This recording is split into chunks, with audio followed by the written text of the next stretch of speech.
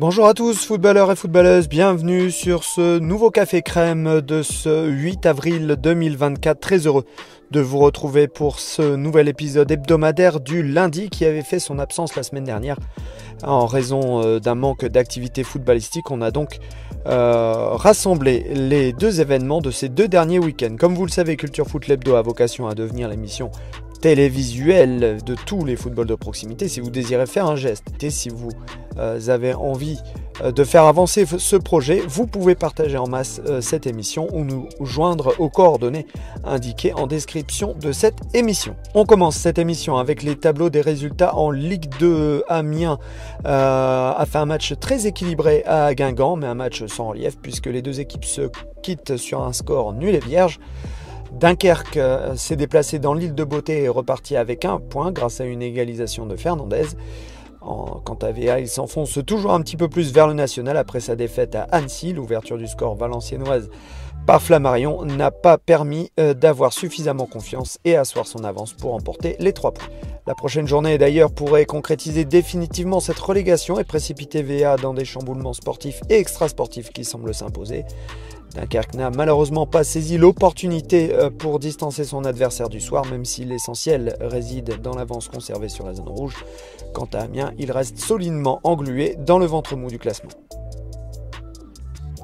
Un match capital dans la course au maintien se jouait hier en National 3. Marc Ambarol recevait la réserve valenciennoise et malgré une adversité coriace, l'OMF l'emporte sur un but de Aaron Leganaz. On écoute la réaction de l'entraîneur marquois, Mathieu Catoire. Victoire capitale, hein, parce que ça vous donne un peu d'air. Ouais, c'est exactement ça. C'est des défaites interdites presque. Ouais. C'était des défaites interdites sur le match. Donc on respire. Sur le déroulement de la rencontre, on est plutôt bien rentré dans ce match. On est bien rentré dans ce match, on a bien démarré. Et on a eu la chance de marquer relativement vite. On marque au bout de 22 minutes, je crois, 22 minutes 30. Ouais, c'est ça, ouais.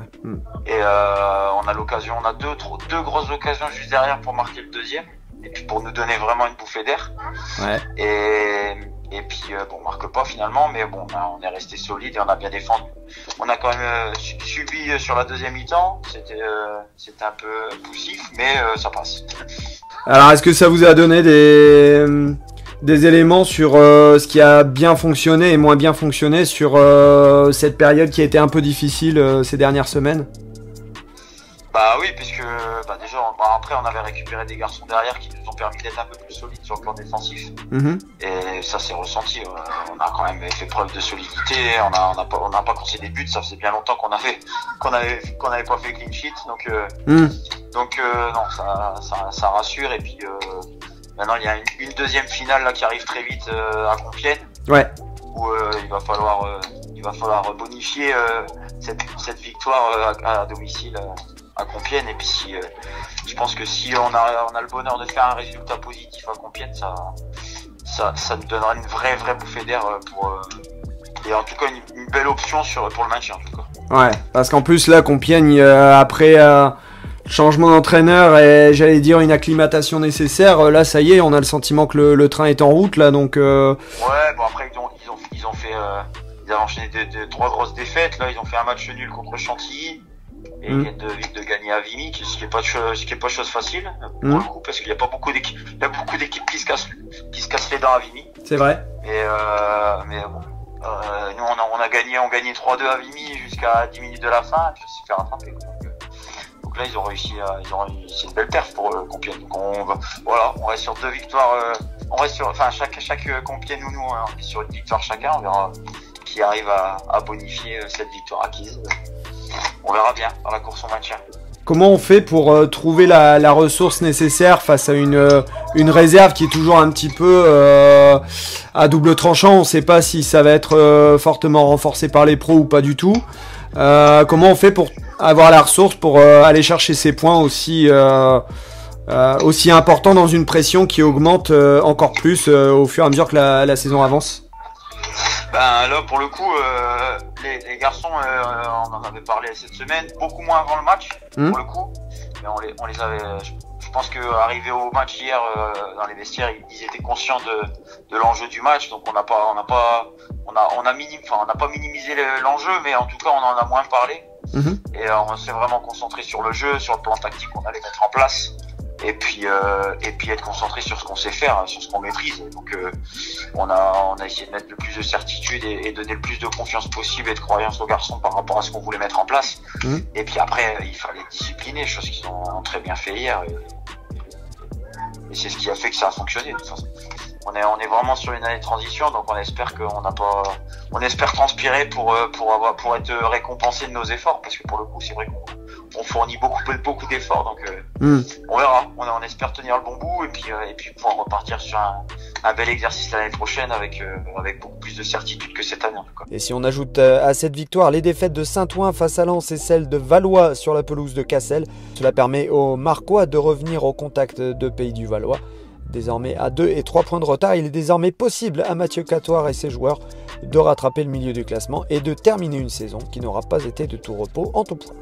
Les résultats du foot féminin et du futsal de la semaine dernière dans notre Alter Foot, c'était lors du week-end de Pâques. Les féminines du LOSC sont allées chercher un très bon nul face à une équipe de Fleury entraînée par Fabrice Abriel, 2 buts partout. Les réalisations lilloises par Azzaro qui avait ouvert le score et Boilsen qui a égalisé dans les derniers instants de la partie. Ce résultat permet à l'équipe de réduire un tout petit peu l'écart avec Guingamp qui s'est incliné à domicile. Le maintien n'est plus qu'à 7 points alors que le calendrier des 3 derniers matchs est légèrement favorable aux Dogs. En futsal, les résultats ne sont pas à la fête. Béthune s'est incliné à domicile face à une excellente équipe habituelle de Toulon Elite, ce qui ne change rien à la course au maintien pour le moment. C'est l'inévitable Villaverde qui a marqué pour les Loups. Dans la course à la montée en D2, Avion a vu son avance de 7 points fondre comme neige au soleil et Mustapha Simoun nous explique les raisons de ces 3 derniers matchs nuls. J'ai eu peur de t'avoir un peu porté la poisse la fois dernière en te posant la question de savoir si il n'y avait pas peur de tomber un peu entre guillemets dans la facilité. Comme je t'avais dit, dans la facilité, non, mais ouais. Je savais que ça allait être compliqué les derniers matchs parce qu'on jouait les équipes, ils avaient un rôle encore à jouer en championnat. Et qui jouaient, on savait qu'à Cœur de Somme ça allait être compliqué, on savait que contre Lille chez nous c'est un derby, ça allait être compliqué, on savait très bien contre Rennes que ça allait être compliqué. Après voilà, on a fait 3 matchs nuls, on a perdu 6 points, on est toujours premier à 2 journées de la fin, un point d'avance. C'est déjà énorme, hein, c'est déjà très bien. Ouais, bien sûr. Mais est-ce que y a pas des joueurs parmi dans ton effectif qui se crispent pas par rapport à cette situation? C'est possible. C'est vrai que les 2 dernières journées, j'ai trouvé des joueurs habituellement plus forts que ces 2 matchs. Mentalement, physiquement, j'ai trouvé, mais sur les 2 derniers matchs, on n'était pas trop dedans. C'est pour ça qu'on s'en sort avec 2 matchs nuls.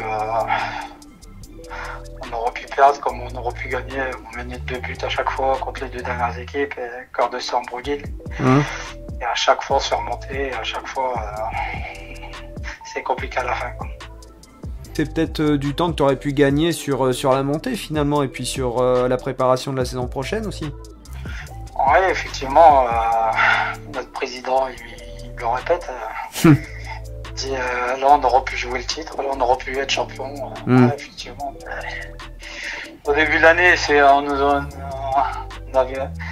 nous avait dit qu'on serait là à 2 journées de la fin, un point d'avance, on aurait signé tout de suite. Voilà, on a encore 100 goals à jouer chez nous, il y a 3 points à prendre avant de jouer la finale à Marcouville. D'après toi, qu'est-ce qui va faire ta force et celle de tes joueurs pour cette fin de saison? Il faut retrouver déjà la solidité défensive qu'on avait avant les 3 matchs nuls. Là, on est en train de faire un travail à l'entraînement pour être prêt les 2 derniers matchs. La semaine dernière, on avait 3 semaines pour préparer le match. Ouais. On a fait une grosse semaine d'entraînement. On va enchaîner une 2e grosse semaine d'entraînement et puis penser les 2 derniers matchs tactiquement la dernière semaine. Sinon, physiquement, on travaille dur là. Ouais. Pour être prêt les 2 derniers matchs. Honnêtement, je m'inquiète pas pour les 2 derniers matchs. Physiquement, je pense qu'on sera dedans. Maintenant, il faut y être mentalement. Ça fleure bon la nationale pour l'USBCO qui s'impose sans difficulté en Corse face à Borgo, une victoire 4-1 grâce à des buts de Vercruis, Rodriguez et un doublé de Fatou. Ce succès couplé au nul de Granville au Racing permet aux Boulonnais de prendre le large à 7 points en tête de la poule C. 7 était le chiffre des Hauts-de-France puisque Beauvais s'est littéralement baladé face à Dinan grâce à un score de 7-0, pas enregistré sur le panneau face à vous, mais cela fait du club Picard le 4e au classement. Dans la poule D, les Ouascaliens obtiennent un bon match nul face à la réserve auxerroise grâce à 2 buts de Bouzard et Friquesh. Feignolnois et un but de Sambou permet aux hommes de Jean Antounès de tenir la distance face à un candidat à la montée pour qui ce nul est une véritable contre-performance dans cette optique. L'OSQ est allé surprendre ses pairs en allant chercher un match nul ô combien important pour entretenir l'espoir d'un maintien qui semblait s'éloigner mais pour lequel il ne reste plus que 4 points de retard. Les Picards remercient tout particulièrement leur double buteur Stévens ainsi que le tout jeune Evan Garot. Le point sur la régionale, Arras continue son petit bonhomme de chemin en l'emportant 0-3 à Itancourt, ce qui leur fait conserver leur confortable avance de 6 points au classement. D'autant que Longo, qui était son concurrent le plus proche, s'est incliné à Saint-Omer, la faute à un doublé de l'Odomarois en forme du moment, Mamadou Camara. Les hommes de Cyril Straub prennent la 2e place au classement. L'affiche de la poule B avait lieu à Steinvord où l'ASS recevait le stade béthunois et par un but d'Anthony Janesco, ce sont les Artésiens qui s'imposent dans une partie très disputée. Ils ne sont plus qu'à 1 point désormais du leader tourcoing. Hasbrook, lui, se donne de l'air en l'emportant 1-0 face aux Avionnais de Mounirdiane, ce qui permet aux Lions des Flandres de rejoindre les Avionnais au classement pour les mettre en danger. Pour ce qui est de la poule C, l'Équin a dû trouver une solution après les 6 défaites d'affilée depuis le début 2024. Désormais face au risque de relégation, il rapatrie le frère du coprésident Mathieu Debuchy, Grégoire, ancien entraîneur d'Avion et principal artisan de la remontée de ce club en R1. Cette arrivée peut être la raison du ralentissement de l'hémorragie puisqu'ils obtiennent un nul face à Senlis. Dans le haut du tableau, le leader choisi s'incline 2-1 face à Écaudin. Et le Racing calaisien ne s'est pas fait prier pour en profiter car ils se sont baladés face à Laon en l'emportant 5-1 au stade de l'Épopée. Ce Café Crème se termine et avant de vous souhaiter une excellente semaine, on vous annonce les prochaines affiches du week-end des 12, 13 et 14 avril. Le service sur un plateau se prépare d'ailleurs au stade de la Libération à Boulogne pour participer au derby entre Boulogne et Beauvais. C'est un derby qui nous attend également dans la poule D puisque l'Olympique Saint-Quentin reçoit Wascal Foot. En National 3, l'US Pays de Cassel recevra la réserve du LOSC, un match donc au sommet pour voir qui disputera le plus facilement la première place à Chantilly. Tandis que le futsal ne jouera toujours pas, et bien les féminines du LOSC recevront les féminines Montpellier-Rennes. Voilà, je vous remercie d'avoir suivi ce podcast Café Crème de notre hebdo de Culture Foot TV. On est tous foot, je vous souhaite une excellente semaine et à la semaine prochaine pour le service sur un plateau. Salut!